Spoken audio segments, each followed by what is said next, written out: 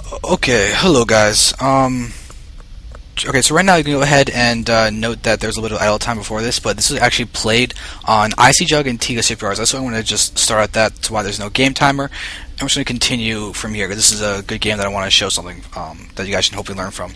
So, this is me. I'm tQzander. I'm the Protoss in the top left, going up against Error. He is the Zerg on the right. He actually randomed this game, so he just spawned a Zerg. He's actually Masters Zerg, I believe, or Masters Random. It's one or the other.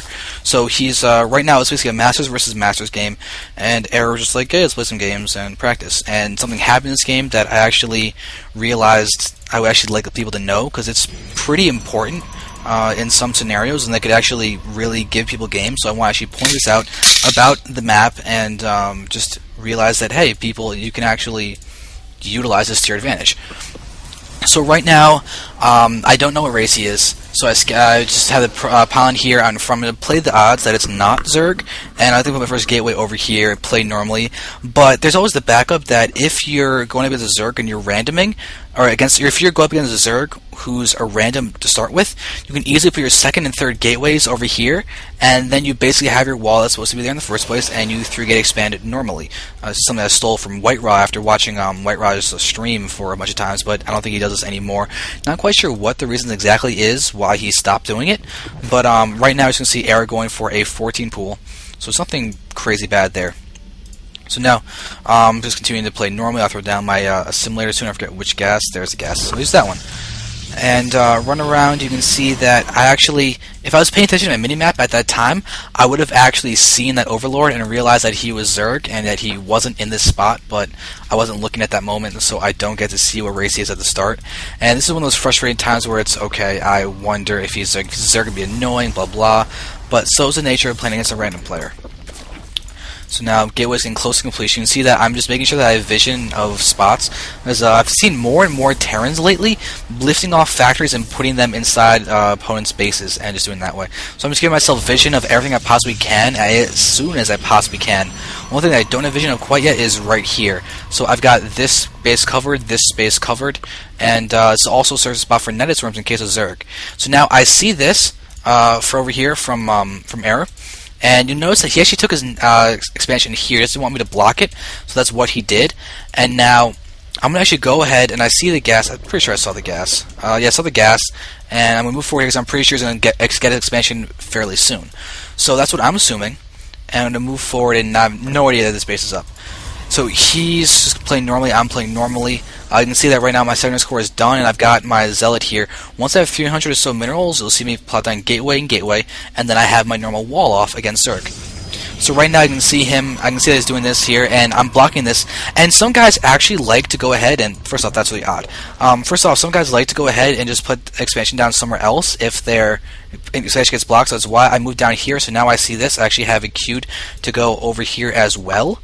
But now I know this base is up, and I have no idea this third hatchery is there. It's kind of odd to go for 3 hatcheries like this, but Error is deciding to do so anyway. So he's getting this gas out, and it's looking pretty normal from him. And now there is the 2 gateways I have down. So I have my normal wall off. It's just with different buildings than you would expect in a really average situation.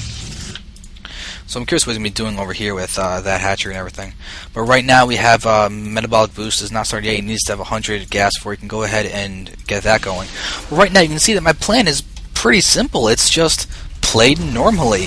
There's not really anything that I do that's cheesy. So at the moment I'm just getting my 3-gate expansion up. I'm going to do a push after I get my expansion up, or around the time I get my expansion up. And Error actually has not scouted me yet. Also, as a note, when you're playing a Zerg, you can actually, I think it's almost even which place you go to for your opponent.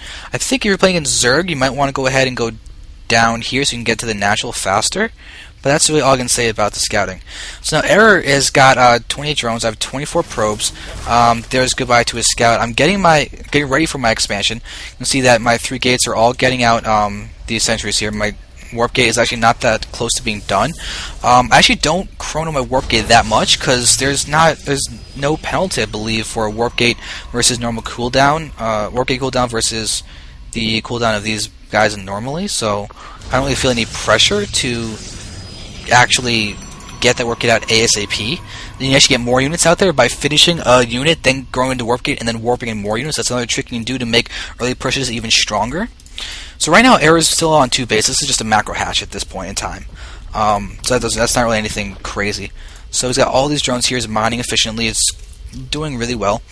And so now there's my warp gate. You can see that cooldown 32. Oh, actually, yes, it is still down there. I guess they changed it back from before. Can't ever keep track of all the changes they do with the patches, but still, either way, that is a way to go ahead and make sure that you can have more units than before. So as you see, pushing out, I have 8 sentries and a zealot. We keep the units tab. I can warp in reinforcements easily from this pylon down here, and continue to press the front. So now this is a very normal. This is 8 minutes into the game or so that I'm doing this push. Just as a side note, in case you guys are curious, and you can see he's getting out his roaches. He's got his macro hatch down here, and this is where things get interesting. So now I have force field here. He can't escape, so I just kill off those roaches. I have a few stalkers here that is warped in down here and I'm reinforcing with. And now I see I know that this space was up there before, so this is what's going to happen. I'm going to start attacking this. You can see he's bringing in his roaches over here, and now I'm going to go ahead and attack and then force field.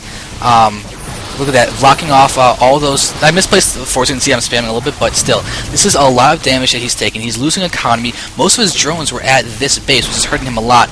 And now I've got vision of him. He doesn't, so I can attack those units. Now I'm just going to pull back and start working on killing off this base. But notice his mining was mainly centered over there. He just transferred a lot of guys there, and this is me force fielding this ramp to a very large degree. So I'm continuing to attack. You can see that I'm starting to get farther ahead in terms of food right now. I'm going to be ahead soon. It's 57 for me. He's at 54. He's going down. He's losing more units, and I still have 7 sentries. I've been able to keep them alive, and I just keep on force fielding. I'm using 1 stalker to snipe down those drones. He's going to continue trying to push up and more force fields. I have my expo up. I have a forge up. I have right now on 4 gates. I'm continuing to pressure, and it's working out really well. Goodbye to his natural expansion, and now I don't want to lose sentries to his brooders, so I'm just to pull back. And I've also been warping in stalkers down here on the left to attack these dark shelves of debris in order to do things, in order to actually be able to continuous aggression without having to make all my sentries and everything go down this way. And why are you going over there, Mr. Sentry? That is not good. But notice I'm almost out of energy, because it takes a lot of energy to do 2 force fields in a row down there, and his roach count is now kind of high. You can see me trying to friendly get that last one out, but it's not going to work out so well. Still, I'm doing a fair amount of damage. You can see that I feel like I have the advantage right now with these units, but I don't think that's quite true, as Error is going to go ahead and improve right now as I'm going to move forward. But we're both going to be doing a little aggressive, doing a little bit of kiting action, but nothing crazy. Queen is there. He's technically sort of has a natural expansion right now, but not really. He's gone now up to 14 drones, or I guess down to 14 drones. I've kind of... I can't use the units workers kill count thing.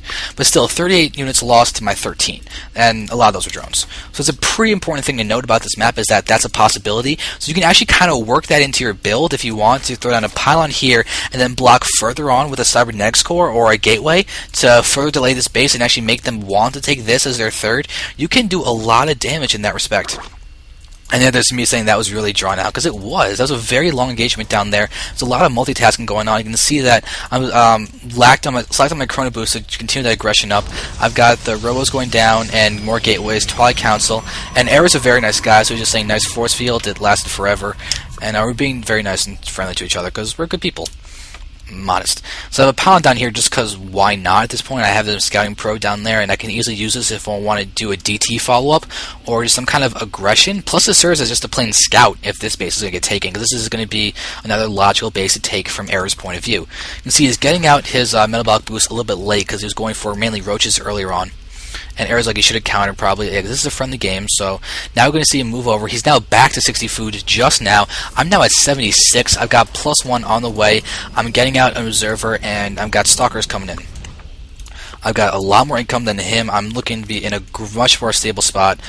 He's got 800 minerals, resources coming in, while I have 1,500, so it's looking pretty solid. So now I'm going to try and do an attack, because it doesn't really have any other options I can do, and try and join up a lot and double expand or something. But right now I'm moving forward. I'm doing I'm trying to get into as good a position as possible and see how I'm trying to force his units to clump up. So he's attacking. I'm going to flank with some more units getting warped in, and it's going to be pretty easily in my favor, and he GG's.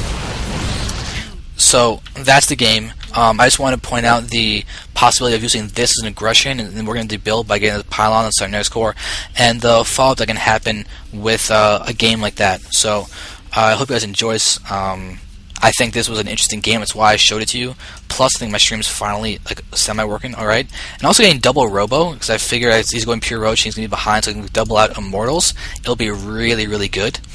So that's just a fun thing that I was trying to do. Getting blink as well. You can see I'm not all in at all with any of this. It's just simply just safe aggression, and I think it's a very stable build to start with. Even if there is no positional advantage with this base down here, doing a push like that can really threaten your opponent and give you leads like this.